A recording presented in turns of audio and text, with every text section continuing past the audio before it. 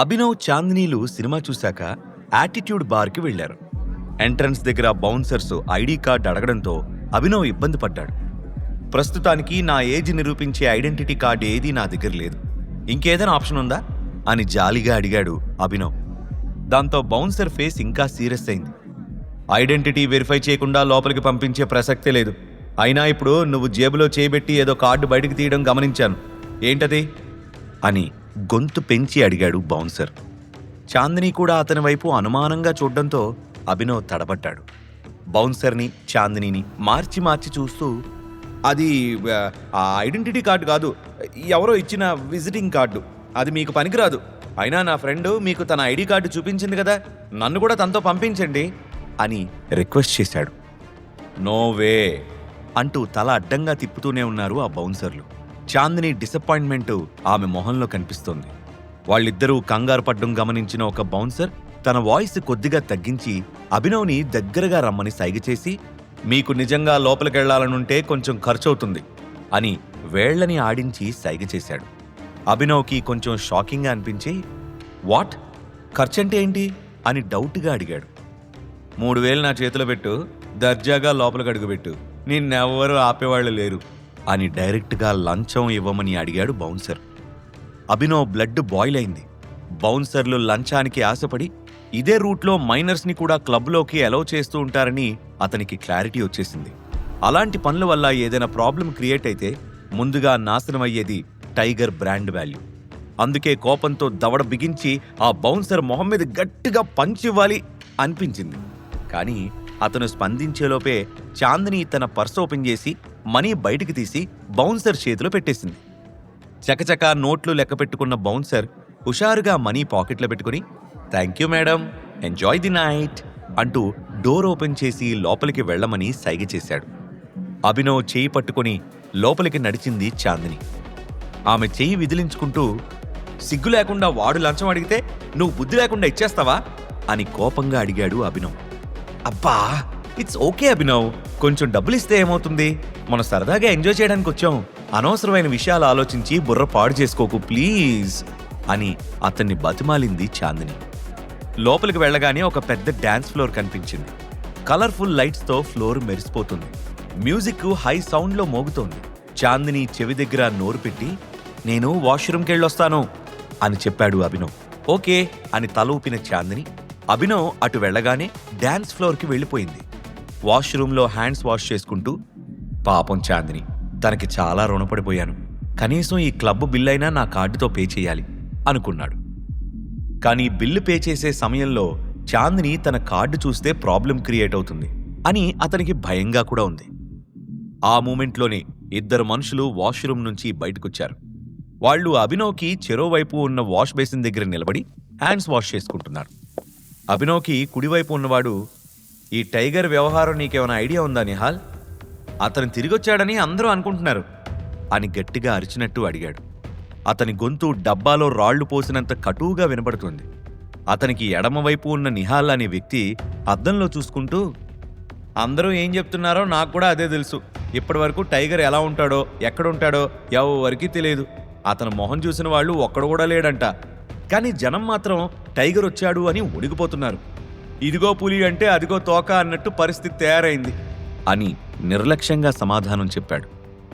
వాళ్ళిద్దరి మాటలు వినడం కోసమే ఇంకా హ్యాండ్ వాష్ చేస్తున్నట్టు నటిస్తున్నాడు అభినవ్. జనం గుర్రెల్లా ఎవరేది చెప్తే అది నమ్మేస్తారు. అసలు ఆ టైగర్ అనేవాడు ఎక్కడున్నాడో ఎవరికీ తెలియదు కాబట్టి వాడి పేరు చెప్పుకొని అందరూ బిజినెస్ చేస్తూ ఇష్టం వచ్చినట్టు బిహేవ్ చేస్తున్నారు.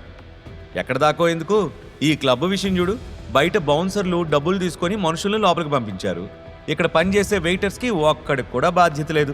సెక్యూరిటీ అన్నది కేవలం పేరుకు మాత్రమే, ఎవడైనా లోపలికి రావచ్చు, ఏమైనా చేయొచ్చు అన్నట్టున్నారు అని చిరాగ్గా అన్నాడు ప్రతాప్ అనే వ్యక్తి. అవును అంటూ తలూపిన నిహాల్, అసలు దీన్ని సిటీలోనే ది బెస్ట్ క్లబ్ అని ఎందుకంటారో నాకు ఇప్పటికీ అర్థం కాలేదు. ఇన్నాళ్ళు ఏదో అలా నడిచింది కానీ ఇంకా టైగర్ అనే బ్రాండ్కి ది ఎండ్ కార్డు పడిపోయే రోజు దగ్గరకు వచ్చిందని నాకు అనిపిస్తుంది. ఇంకా ఇక్బాల్ రెచ్చిపోతాడు, అతనికి మంచి రోజులు మొదలవుతాయి అని కన్ఫర్మ్ చేశాడు. ప్రతాప్ ఏదో చెప్పబోయే లోపే నిహాల్ ఫోన్ రింగ్ అవడంతో వెంటనే ఫోన్ లిఫ్ట్ చేసి, హలో, వస్తున్నా అని సమాధానం చెప్పి ప్రతాప్కి సైగ చేసి అతనితో కలిసి బయటికెళ్ళిపోయాడు నిహాల్. అభినవ్ చేతులు కడగడం ఆపేసి టైగర్ గ్రూప్ బిజినెస్ మీద దృష్టి పెట్టాలని ఫిక్స్ అయ్యాడు. క్లబ్ మెయిన్ హాల్లోకొచ్చేసరికి చాందిని కనిపించలేదు. ఆమె కోసం అటూ ఇటూ వెతుకుతూ ఉండగా డాన్స్ ఫ్లోర్ మీద ఒక మూల చీకటిగా ఉన్న చోట ఆమె కనిపించింది. ఈ పిల్ల చీకట్లో ఎందుకు నిలబడింది అని అనుమానంగా చూసిన అభినవ్ కళ్ళు కోపంతో ఎర్రగా మారిపోయాయి. ఎవరో ఇద్దరు వ్యక్తులు చాందినీని రౌండప్ చేశారు. ఆమెను అసభ్యంగా తాకుతూ ఇబ్బంది పెడుతున్నారు. వాళ్లని తప్పించుకోవడానికి ట్రై చేస్తూ చాందిని కంగారు పడుతుంది. కోపంగా డాన్స్ ఫ్లోర్ వైపు ఉరికాడు అభినవ్. సరిగ్గా అప్పుడే మ్యూజిక్ ఇంకా పెరిగింది. జనం దృష్టి వాళ్ల వైపు పడకుండా ఉండడం కోసమే వాళ్లు కావాలని సౌండ్ పెంచారు అని అభినవ్కి అనిపించింది. ఛీ, జరగండి, నన్ను వెళ్ళనివ్వండి అంటూ తన 2 చేతుల్ని విదిలిస్తూ ఆ ఇద్దరు వ్యక్తుల్ని తప్పించుకోవడానికి చాందిని చాలా కష్టపడుతోంది. ఆమెను ఏడిపిస్తున్న వాళ్లలో ఒకడు ఫుల్లుగా తాగేసున్నాడు. తప్పు నాది కాదు డార్లింగ్, నీ అందానిదే. అక్కడెక్కడో టేబుల్ దగ్గర కూర్చున్న నన్ను కూడా నీ వైపు లాగేసింది. నన్నేం చేయమంటావు చెప్పు అంటూ చాందిని మొహాన్ని పట్టుకోవడానికి ట్రై చేశాడు. కోపంతో వాడి చెంప మీద బలంగా కొట్టి కింద పడేసిన చాందిని, యు బాస్టర్డ్, మనిషిలా బిహేవ్ చేయలేవా అని కళ్ళెర్రగా చేసి బెదిరించింది. కింద పడినవాడు మళ్లీ పైకి లేవలేకపోయాడు. డాన్స్ ఫ్లోర్ మీద తెగ డాన్స్ చేస్తున్న జనం అటువైపు చూసే అవకాశం లేదు. తన ఫ్రెండ్ని చాందిని కొట్టడం రెండో రౌడీ భరించలేకపోయాడు.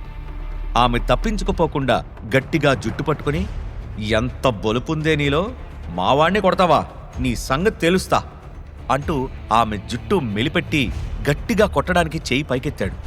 సరిగ్గా అప్పుడే ఫ్లోర్ పైకొచ్చిన అభినవ్ ఆ రౌడీ చేతిని గాల్లోనే తన గుప్పెట్లో బిగించి, అమ్మాయిలతో ఎలా బిహేవ్ చేయాలో నేర్చుకోలేదా అని కసిగా అన్నాడు. ఎవడ్రా నువ్వు, నాతో పెట్టుకుంటే ఏమవుతుందో తెలుసా అని అరిచిన ఆ రౌడీ అభినవ్ వైపు కళ్ళు ఉరిమి చూస్తూ చెయ్యి వదిలించుకోవడానికి ట్రై చేస్తున్నాడు. అతన్ని దగ్గరగా చూసిన అభినవ్ షాక్ అయ్యాడు. అతను మరెవరో కాదు, కొన్ని రోజుల క్రితం కాలేజ్ రీయూనియన్ పార్టీ జరిగిన హోటల్లో అనన్యాను ఏడిపించి తన చేతిలో తన్నులు తిన్న డాన్. అతను అభినవ్ని గుర్తుపట్టలేదు. డాన్ మళ్లీ అమ్మాయిని ఏడిపిస్తూ కనిపించేసరికి అతన్ని పిడుగులతో పచ్చడి చెయ్యాలి అన్నంత ఆవేశం అభినవ్లో కనిపించింది. కాని వాడు తన టైగర్ గ్రూప్కి చెందిన మనిషి అవడంతో ఒక్క క్షణం ఆలోచించాడు. ఏయ్, నా చెయ్యొదులు, లేకపోతే నీ 2 చేతులు నరికి జేబులో పెడతా అని ఆవేశంగా అరుస్తూ అభినవ్ని బెదిరిస్తున్నాడు డాన్. దాంతో తిక్కరేగిన అభినవ్, ఎవడికి నచ్చినట్టు వాడు బిహేవ్ చేయడానికి ఇదేమన్నా మీ తాతగాడి ప్రాపర్టీ అనుకున్నావా అని కళ్ళెర్రగా చేసి అతని చేతిని బలంగా మెలితిప్పాడు. అభినవ్ వాయిస్, అతని ఫోర్స్ చూసిన డాన్ బెదిరిపోయాడు. తనని చూడగానే జనం భయపడిపోతారు అనే భ్రమలో ఉండే డాన్కి తన ఎదురుగా నిలబడి క్వశ్చన్ చేసే అభినవ్ని చూస్తుంటే భయం వేసింది. కానీ తన రౌడీయిజం ప్రదర్శిస్తూ, నోరు మూసుకొని ఇక్కడి నుంచి వెళ్ళు, లేకపోతే నీ ఒంట్లో ఒక్క ఎముక కూడా మిగలదు అని అభినవ్కి వార్నింగ్ ఇచ్చాడు. అసలే మెంటలెక్కి ఉన్న అభినవ్కి అతని వార్నింగ్తో మరింత ఒళ్ళు మండిపోయింది. నాకు వార్నింగ్ ఇస్తున్నావేంట్రా అంటూ డాన్ చెయ్యి మెలిపెట్టి వెనక్కి తిప్పి అతని నడ్డి మీద గట్టిగా ఒక కిక్కిచ్చాడు. దాంతో దబ్బని నేల మీదకి పడిపోయాడు డాన్. అతన్ని అప్పుడే వదిలిపెట్టాలని లేదు, కానీ తన సొంత మనిషి అవ్వడంతో క్షమిద్దాం అనుకున్నాడు. చాందిని వైపు తిరిగి, అంతా ఓకేనా, నీకేమైనా దెబ్బ తగిలిందా అని ఆరా తీశాడు. నేను బానే ఉన్నాను అని తల ఊపింది చాందిని. కానీ డాన్ లాంటి బలమైన వ్యక్తిని అభినవ్ ఒక్క క్షణంలో నేల మీద పడుకోబెట్టడం ఆమెకు చాలా ఆశ్చర్యంగా అనిపించింది. అప్పుడే డాన్ సైలెంట్గా పైకి లేచాడు. అతని వెనక నుండి అభినవ్ మీద దాడి చేయబోవడం గమనించిన చాందిని, అభినవ్ కేర్ఫుల్ అని గట్టిగా అరిచింది. దాంతో ఫాస్ట్గా రియాక్ట్ అయిన అభినవ్ విసురుగా వెనక్కి తిరిగాడు. డాన్ విసిరిన పవర్ఫుల్ పంచ్ అభినవ్ కడుపులో బలంగా తగిలింది. అభినవ్ బాడీ మొత్తం ఒక్కసారిగా వణికిపోయింది. అతి కష్టం మీద నేల మీద పడకుండా కంట్రోల్ చేసుకున్నాడు. కానీ కడుపులో నరాలు కదిలిపోయినంత నొప్పి బయటకు తంతోంది. మళ్లీ చాందిని జుట్టు బలంగా పట్టుకున్నాడు డాన్. నొప్పి భరించలేక చాందిని గట్టిగా కేకలు పెట్టడంతో డాన్స్ ఫ్లోర్ మీద ఉన్న జనానికి ఏదో గొడవవుతుంది అని అర్థమైంది. వెంటనే కొంతమంది కంగారుగా అక్కడి నుంచి బయటకు వెళ్తున్నారు. మ్యూజిక్ ప్లే అవుతూనే ఉంది, కానీ డీజే వాల్యూమ్ని తగ్గించాడు. వదులు, నన్ను వదులు అంటూ చాందిని అరుస్తున్న అరుపులు అభినవ్ చెవిలో పడుతున్నాయి. కాని అతను ఇంకా నొప్పి నుండి బయటపడలేదు. మొదటిసారి తను చాలా బలహీనంగా ఉన్నాడు అని అతనికి అనిపించింది. ఒక్కసారిగా ఒళ్ళు విరుచుకొని స్ట్రైట్గా నిలబడ్డానికి ట్రై చేసిన అభినవ్ కోపంతో గట్టిగా అరుస్తూ, ఆమెను వదిలిపెట్టు, లేదా నా చేతిలో చస్తావ్ అని వార్నింగ్ ఇచ్చాడు. అభినవ్ మాటలకి ఏమాత్రం భయపడకుండా ఆమె జుట్టు పట్టుకుని లాక్కుంటూ వెళ్తున్నాడు డాన్. చాందిని అరుస్తూ ఏడుస్తోంది. తను నిలబడిన చోటు నుంచి కదల్లేని స్థితిలో ఉన్నాడు అభినవ్. బాలరాజు లాంటి వ్యక్తిని బాక్సింగ్ రింగ్లో ఓడించిన తను డాన్ చేతిలో దెబ్బతినడం ఏంటో అర్థం కాలేదు. అభినవ్ పరిస్థితి చూసి గట్టిగా నవ్విన డాన్, హీరోలాగా బిల్డప్ ఇచ్చావు కదరా, దమ్ముంటే వచ్చి తీసుకెళ్ళు నీ ఫిగర్నే అని ఎగతాళి చేశాడు. మనసు మెలిపడే బాధ కలిగిన అభినవ్, సెక్యూరిటీ సెక్యూరిటీ అంటూ గట్టిగా అరవడం మొదలుపెట్టాడు.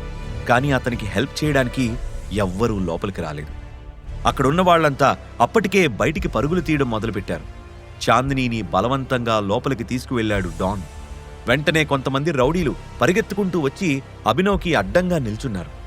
మనోజ్ గాడికి బిజినెస్ చేయడం ఎలాగో రాదు, కనీసం మాఫియాని కంట్రోల్ చేయడం కూడా చేత కదా, వీడికి బుర్ర పనిచేయడం లేదా, లేక కావాలని ఇలా చేస్తున్నాడా, ఒకవేళ ఇక్బాల్ పంపిన బ్లాక్ షిప్ వీడేనా అని అనుకున్నాడు అభినవ్. దాంతోపాటే రకరకాల డౌట్లు అతని బుర్రని తినేశాయి.